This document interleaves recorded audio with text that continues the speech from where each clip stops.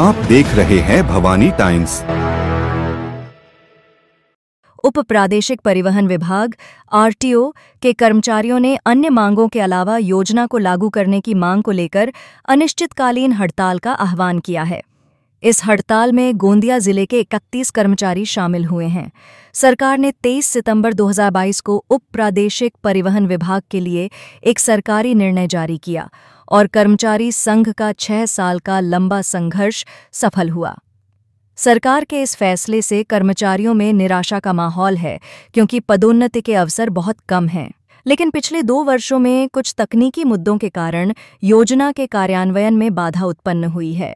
यह आरोप लगाते हुए कर्मचारियों ने अनिश्चितकालीन हड़ताल कर दी है। वहीं कर्मचारियों ने भी रुख अख्तियार कर लिया है कि जब तक उनकी मांगें पूरी नहीं हो जाती वे हड़ताल खत्म नहीं करेंगे।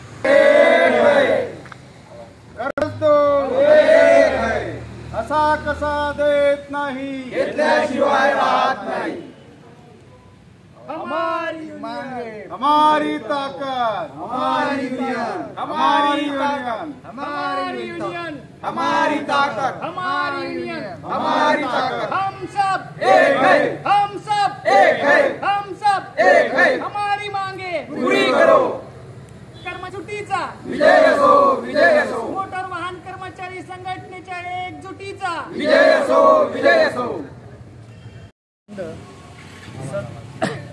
आमच्या परिवहन विभागाचा आकृतीबंध सन 2022 पासून सप्टेंबर 2022 पासून आम्ही मागणी करत आहोत, परंतु आज 2024 2 वर्षे उलटूनही त्याची अंमलबजावणी शासनामार्फत किंवा प्रशासनामार्फत झाली नाही।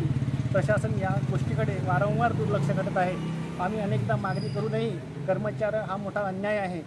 आमच्या विभागातील सेवा प्रवेशाची तात्काळ अंमलबजावणी करण्यात यावी बा आणि कर्मचाऱ्यांच्या वेतन त्रुटी सेवा क्षेत्रानुसार होणाऱ्या ज्या बदल्या आहेत त्याचे समायोजन हे महसूल क्षेत्रावर न करता त्या प्रादेशिक परिवहन लेवलवरच करण्यात यावं अशी आमची मागणी आहे।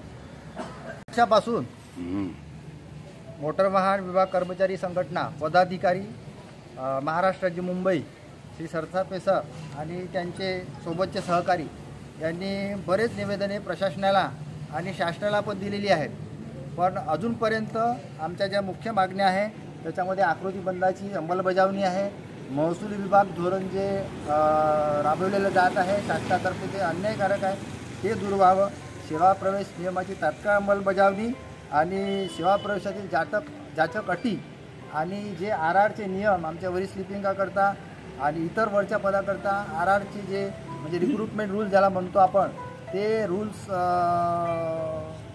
मंजूर करण्याकरता टालवाटालवी वरिष्ठ कार्यालयामार्फत चालू आहे।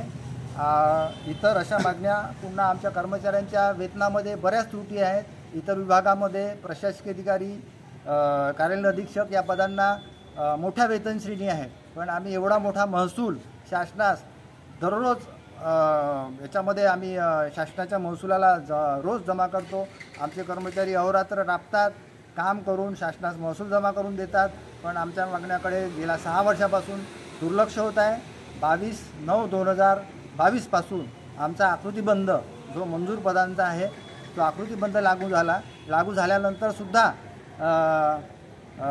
प्रशासनाकडून त्याच्यावर कुठलंही लक्ष नाही। आमच्याकडून बरेच निवेदन संघटनेमार्फत देण्यात आलेले आहे, पण त्याचा पाठपुरावा अजून झालेला आहे, पूर्तता झालेली नाही।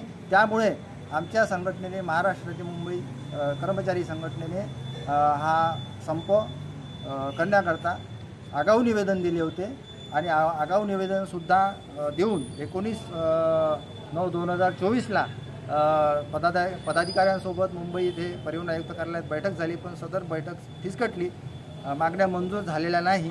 त्यामुळे दिनांक 24/9/2024 पासून संपूर्ण महाराष्ट्रात आमच्या कर्मचारी वर्गातर्फे संघटनेतर्फे संप घोषित केलेला आहे व 24/9/2024 पासून बेमुदत संप घोषित केलेला लगातार राहणार आहे, पूर्ण कार्यालय बंद राहणार। संप आहे। आमचे सर्व सहकारी सोबत आहे, आमचे महाराष्ट्रातील सर्व एक सोबत आहे, एकजुटीत यावं। धन्यवाद। येथील सर्व कर्मचारी महाराष्ट्र राज्य आरटीओ संघटना यांनी पुकारलेल्या संपामध्ये दिनांक 24 सप्टेंबर 2024 पासून सामील झालेली आहे। महाराष्ट्र शासनाने परिवहन विभागाचा 22/9/2022 22पासून आकृतीबंध मंजूर केलेला आहे, परंतु सदर आकृतीबंध मंजूर केलेले जे वरिष्ठ पद आहेत त्यांचे पदोन्नती अजून रखडलेले आहेत. सेवा प्रवेश नियम अंतिम करण्याचे सबब देऊन वारंवार शासनाकडून पदोन्नत्या रखडण्याचे कारण देण्यात येत आहे. समायोजनाचं धोरण जे आहे ते अत्यंत बाधक आहे, ते दूर करण्यात यावं अशी आमची मागणी आहे. पूर्वी ज्या RTO लेवलवर बदल्या होत होत्या ते आता महसूल क्षेत्रात होत आहेत, त्याकरिता कर्मचाऱ्यांचा विरोध आहे. तरी महसूल क्षेत्रानुसार होणाऱ्या बदल्या त्वरित रद्द करण्यात याव्या. तसेच वरिष्ठ पदांचे प्रमोशन लवकरात लवकर करण्यात यावे, याकरिता हा संप 24 सप्टेंबर 2024पासून पुकारण्यात आलेला आहे. जोपर्यंत या मागण्या शासन प्रशासनाकडून मान्य होत नाही तोपर्यंत या कार्यालयाचे कर्मचारी, महाराष्ट्र शासनाच्या परिवहन विभागाचे कर्मचारी संपात तोपर्यंत सामील राहणार आहेत. तर प्रशासनास विनंती आहे की या परिवहन विभागाच्या कर्मचाऱ्यांच्या मागण्या सत्वर मंजूर करण्यात याव्या.